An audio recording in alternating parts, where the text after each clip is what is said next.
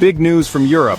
The EU just shook up its high-risk money laundering list, and the headlines aren't about who's off it but who's suddenly on it. Yep, the United Arab Emirates is out, and Monaco is in. Let's break down what's really going on here. First up, why did the EU remove the UAE from its high-risk AML list? In short, the UAE has pulled off some major regulatory makeovers. We're talking tighter rules on digital assets, new layers of oversight for banks and crypto exchanges, and a clear push to align with FATF, the Financial Action Task Force. These reforms didn't happen overnight, but the EU's now recognize the progress.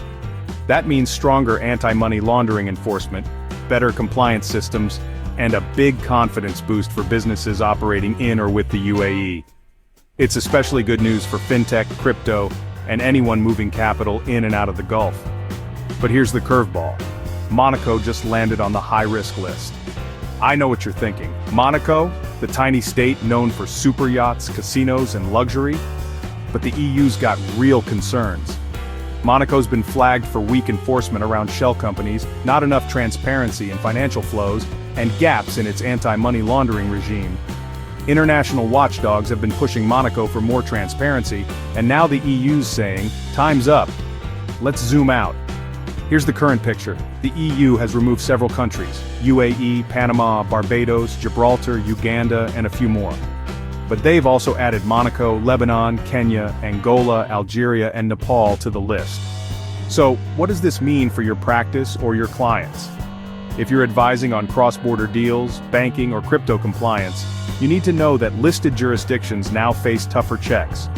Banks and fintechs will have to step up their KYC, know your customer protocols, when dealing with entities from Monaco or any newly listed country. Transactions may take longer, regulatory filings could get more complex, and there's a higher risk of deals being flagged or delayed. On the flip side, UAE's removal will make things smoother for investment, banking, and fintech operations, especially when it comes to negotiating with European partners. Here's my takeaway. This isn't just diplomatic posturing, it's a legal game changer. If you or your clients have exposure in Monaco, Lebanon, or Algeria, it's time to reassess compliance risks and shore up your due diligence.